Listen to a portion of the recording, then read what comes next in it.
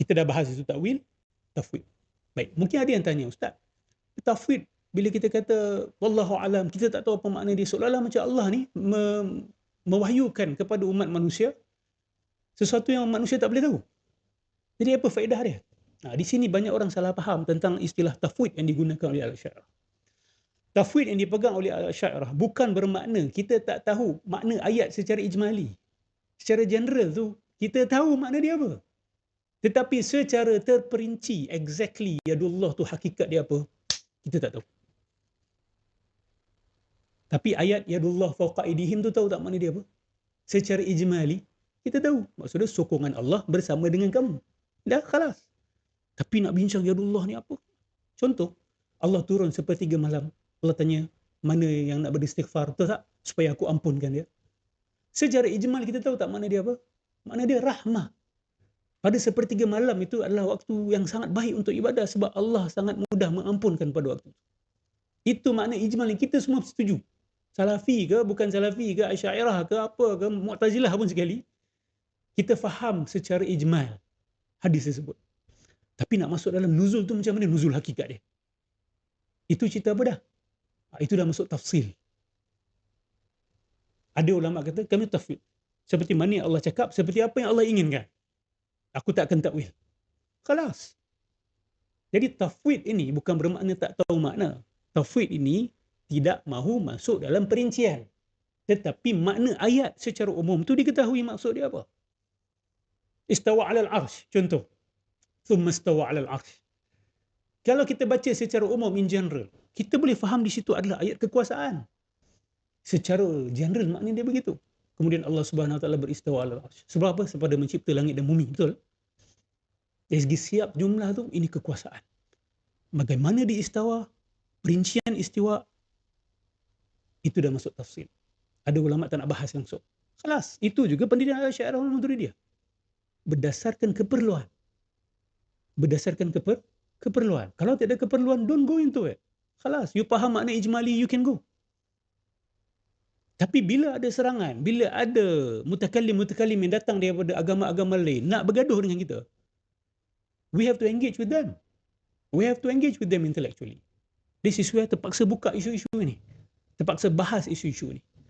Dan bagus bila datang pertentangan seperti ini, di situlah berlaku percambahan ilmu. Di situlah berlaku percambahan ilmu. Keluar macam-macam ilmu baru apabila berlaku perdebatan, apabila berlaku perbincangan di kalangan mutakallimun yang datang daripada mutakallimun ni dia istilah umum sebenarnya.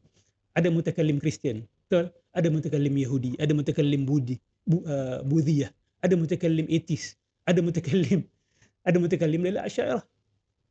Orang tak faham kalam-kalam ni dia buang. Padahal dia tak sedar Ibn Taymiyah adalah antara orang yang paling tenggelam dalam kalam.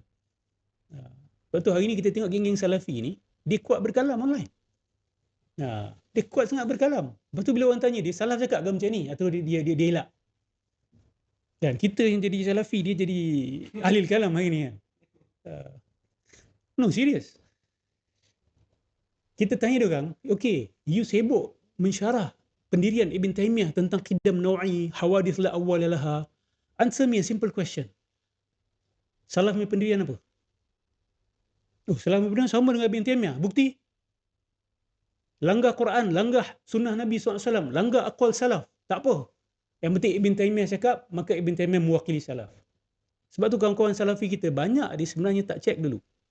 Dia ingat Ibn Taymiyah mewakili jalan salaf ataupun lambang kepada jalan salaf.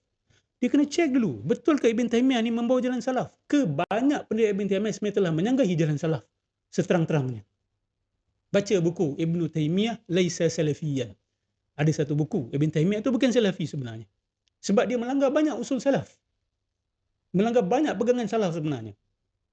Tapi aliran yang dia bawa ni telah berjaya berlakon sebagai manhaj salaf. Dan orang yang hanya bertaklid buta sahaja mengikut guru dia, yang tidak memeriksa dan tidak boleh baca kitab-kitab Ibn Taymiyah secara langsung. Banyak yang bertahankan Ibn Taymiyah ni tak baca pun kitab-kitab Ibn Taymiyah secara langsung. Tak baca secara langsung. Ada yang baca pula, baca buku Ibn Taymiyah saja, tak baca buku Asy'ariyah.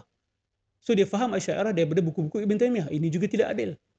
Ada Asy'ariyah pun sama juga, hanya baca buku-buku Asy'ariyah yang hentak Ibn Taymiyah tapi tak baca buku Ibn Taymiyah. Itu juga tidak adil.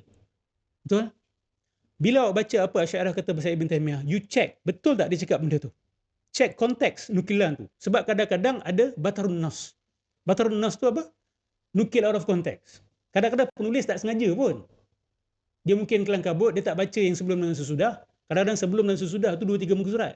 Kadang-kadang 10 muka surat. Point dia. Betul? So terbatar an-nas. Batar ni maksud dia ter-quote out of context, terpotong pada tempat yang tak sepatutnya dia potong. Dua-dua pihak boleh buat benda ni. Tanyalah ahli akademik. Banyak berlaku benda ni dan banyak berlaku bukan kerana mereka sengaja. Kadang-kadang memang penulis itu penulisan dia susah untuk difahami dan cara dia menulis itu tidak teratur. Kan beza kan, penulis ada berjenis-jenis. Ada penulis teratur. Very clear. Dia jelaskan daripada awal. Bab pertama aku cerita apa, bab kedua, ketiga, keempat, kelima, keenam, ketujuh. Ulama kita dah start dah cara ni. Sekarang ni academic writing kan buat macam tu kan. Dia ceritakan, chapter 1 aku cerita apa, chapter 2 aku cerita apa, chapter 3 aku cerita. Sebab apa? Sebab ada orang, dia baca buku, dia terus pergi bab ketiga. Lepas tu dia baca bab ketiga tu, nanti lu. Padahal dia baru sard. Sard ni apa? Dia baru bentang je. A kata A, B kata B, C kata C, D kata D. Dia tak buat tarjih lagi. Dia tak pilih lagi pendirian dia. Dia tak buat jamak lagi. Orang salah faham akan kata, ini pendirian dia, ni dia tulis dalam buku dia. Tengoklah tatimah, tengok khulasah dulu. Khulasah dia cakap apa. Sebab tu kalau malas baca, paling tidak pun terus bagi khulasah. Ni malas baca, dia bagi baca satu chapter kat tengah-tengah. Lepas tu dia nukil daripada situ. Ini kadang-kadang student-student yang malas dia buat macam tu lah. Kadang-kadang pembaca pun tak check. Sebab tu kita kena check. Ibn Taymiyah bila dia nukil daripada Asy'ariyah, kena check. Betul tak nukilan dia tu? Bila Ibn Taymiyah kata salaf kata macam ni, telah ada ijma' salaf mengatakan begini. Betul ke? Waalaikumsalam. Betul ke salaf telah ijma'? Atau ini dakwaan kosong? Betul ke? Seperti yang didakwa. So kena check semua benda ni.